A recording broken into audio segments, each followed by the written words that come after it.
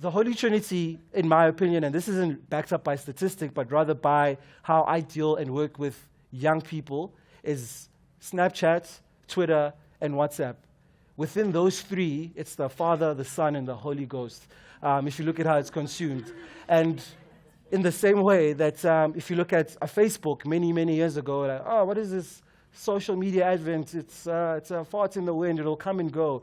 That wasn't the case. And I think that's going to be the case with Snapchat, because what Snapchat eliminates is pretentiousness. So whereas you can curate your life with other social media platforms and be cool and pose and, oh, my girlfriend took a photo of me, but it's actually a selfie, you can't do that on Snapchat because the information flow is too quick and it's too transient. So for those who don't know, Snapchat, you can take photos, shoot video, and use emojis, and anything you post on Snapchat only survives for 24 hours. So it's like a terminal social media app, basically. It's got 24 hours to live.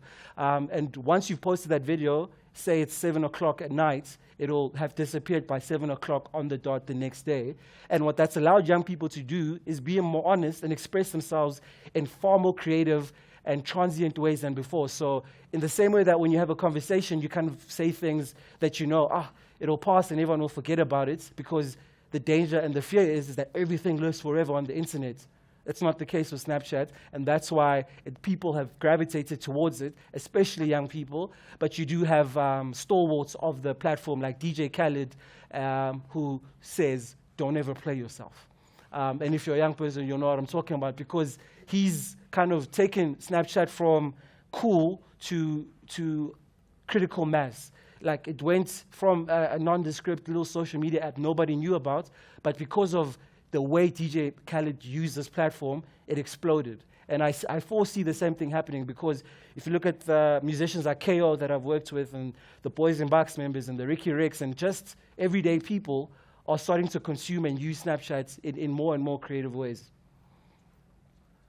Cool, so what are we wrestling with here is understanding.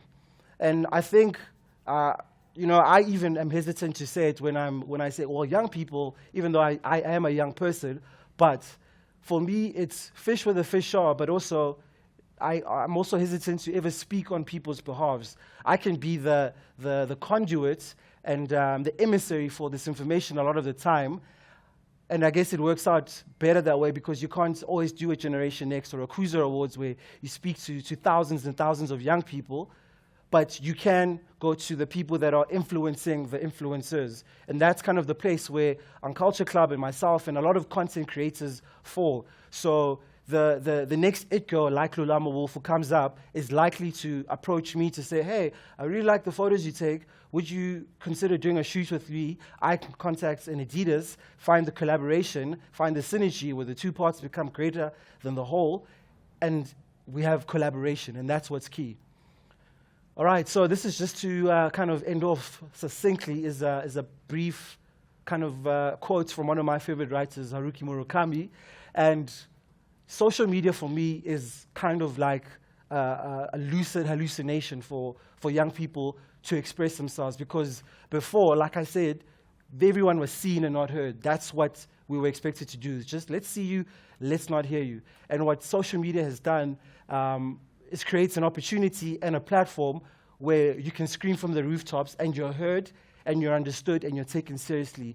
And I think the more that agencies and brands and marketers and anybody really, I guess, over the age of 35, who's no longer a youth in terms of the South African breakdown of it, needs to collaborate and understand that go and fish where the fish are. Go and do the research. That's a lot more work than doing a Google search. Go to areas where young people are collaborating and working, and if you can't do that, find the people that can and let them be your emissary and your conduit, because it will make your life easier. Cool. These are just cool random images that I liked that I'm going to share with you. I'm kidding. So the last three things that I'll leave you with is to understand the nature of youth culture and the many subcultures that fall under it, is that it's always shifting. It's changing unpredictably. It's always in motion. It's literally like a tumultuous sea. the actions and the process are going to change and move all the time. So make sure that you're plugged in and understand people that are working and navigating those seas, not like Captain Ahab, because he died because of a weird fish called Moby Dick. But understand that it's tumultuous, it's moving and it's changing, and the best way for whatever you're creating to have the disruption, to have the reach, to have the resonance and the relevance is just to collaborate. And the last thing is to adjust, just like anything else. And that's the beauty of social media or internet-led campaigns versus traditional media, TVC, radio, billboard, is that if you see something is not working, you can adapt it and change it very quickly to make sure that it does. It's not set in stone. It's not the 10 Commandments.